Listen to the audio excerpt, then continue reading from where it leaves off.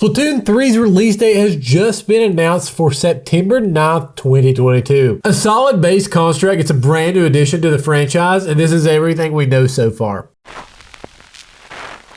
What's up, guys? Welcome to the channel. It's Dusty, one half of Outrageous Gaming, and I've told this story before. When Splatoon first came out, I literally was like, how in the world does anyone play Splatoon? I was like, this is the dumbest concept to any game that has ever been released. And then my wife and I bought Splatoon 2 when it was on sale. And after many late nights of playing this game with our friends, I totally understand now how people play Splatoon. It is an incredible game. Splatoon 3 is pretty much the same gameplay style concept that we've seen in Splatoon 1 and Splatoon 2. There are, however, some new features like new weapons, new guns, new character customization, new special abilities, and some new bosses and whatnot, and also a pet. One notable aspect, though, is whenever they show off Turf War in the Splatoon 3 trailer, you actually spawn from an espresso machine in the sky rather than on the ground. And I honestly think this is awesome. I think this will really help with spawn camping. I mean, spawn camping wasn't too bad unless you were getting destroyed, but still it was there and it got on my nerves whenever it did happen. And this part just looks super polished and super clean. Really gets me excited. And I mean, it's espresso machines. Come on, that's awesome. There are also new what I'm going to call name tags in this game. You can pick a background and also pick a specific title to go above your name. And I think that's super cool. Just a nice little touch to put in Splatoon 3. One of the things that really stuck out to me, and other people may have overlooked it, but this is something that whenever I seen it, I was like, heck yeah, this is awesome. And aside from the little stuff we have like pets and name tags, we also, of course, will be getting some new weapons and also some weapons and special weapons that are brought back from the previous two Splatoon games. The most notable new weapon we get is obviously the bow weapon, and the bow has gotten everyone talking. Technically called the Stringer, one thing that's super cool about it is that, you know, other than it's a bow, is that when you shoot it, it seems to have an after effect splat. It's not enough to totally splat your enemy, but it definitely does help. And as for the special weapons, there actually are a few. Tinta missiles do in fact make a return from Splatoon 2. This one you can obviously lock onto a target and blast them with homing missiles the same way you did in Splatoon 2. The next is the Killer Whale 5.1. It's a modified version of its original form in Splatoon 1, and this one revolves around sound. You can launch 6 speakers and they all fire homing waves of sounds. How cool is that? I think this one definitely looks amazing. There's also a special weapon called the Big Bubbler. It's basically just a stationary barrier that protects you from enemy ink. Definitely awesome to keep you from getting splatted. I know I definitely need that help. We also have another iteration of a Splatoon 1 weapon, and that is the Trizooka, an upgraded version of the Inkzooka in Splatoon 1. And with this one, you can actually launch 3 bazooka blasts before you run out of ammo. I definitely want to try this one out because I feel like I will really like this one. My favorite special weapon we have released for Splatoon 3 so far is the Crab Tank. Odds are you've probably seen the Crab Tank in the trailer. They really showed this one off, and honestly, I can see why. You mount quite literally a tank that looks like a crab, and then you can roll around whenever you're not firing it in a ball form. And when you are firing it, you can also fire this machine in 2 different ways. It's awesome. You can totally see why the Crab Tank is my favorite one that they've shown off so far. It's just so cool. There's also a vacuum cleaner type special that seems to suck up ink from the map and then shoot it back out. Then there's also a vortex special that will ink your opponents whenever they run into the vortex. And are you a fan of Spider-Man? Now you can actually be Spider-Man in Splatoon 3. The new special called the Zipcaster is one that quite literally you can swing around the course using a grapple hook style system and absolutely destroy the competition. I'm definitely super excited about this one. I'm a super big Spider-Man fan, and I know it's not the same thing, but in my brain, I'm basically Spider-Man in Splatoon 3. The all-around gameplay in the Splatoon 3 trailer just looks super good and super well polished, and I think they've done a phenomenal job with it. And if we're being honest, it would be kind of hard to change the base Splatoon concept. I've seen a lot of people be like, Splatoon 3 looks identical to Splatoon 1 and 2. And I get it, but like, you really can't really do much. It's the same concept, but I think what they've done with Splatoon 3 looks good. What they've shown us so far, I think looks incredible. I mean, just some of these special abilities alone really look good and add something to Splatoon 3 that we need from Splatoon 1 and Splatoon 2. There is also a patent that Nintendo patented that a lot of fans are thinking is actually linked to Splatoon. And of course, with all these, you have to take them with a grain of salt. They're not completely confirmed, but it is very interesting to take a look at. Twitter user Steven Totillo actually pointed this one out. And I mean, I'm not a patent expert, but what I've seen other people say and what I've seen, it really just looks like a super fancy patent for making a mini-map more user-friendly. I'll definitely drop the link to this tweet in the description below. That way you guys can check this out for yourself. And aside from all the new stuff we have, Salmon Run is actually also coming back with new bosses. A lot of fans were huge on Salmon Run, and it is a nice touch to the game. I think Salmon Run is a great mode to play, especially with friends. They had an entire trailer based around the announcement for Salmon Run, and a lot of the bosses look really good. And probably the most notable part of that trailer, especially for me, was the ability to throw the eggs. I mean, this is such a nice quality of life update for Splatoon 3, and I think it's going to make the game that much more fun and may get more people into playing Salmon Run. And all around, the game just looks amazing. I cannot wait for its release in September, and I'm definitely super excited to have more late nights staying up playing Splatoon 3 and then be like, oh my gosh, it's 1 or 2 a.m., which is, for me and my wife, super, super late. If you like this video, be sure to hit the like button. Also subscribe and turn on the bell so you don't miss a video. This is one half of Outrated Gaming signing off. Everyone have an awesome day and God bless.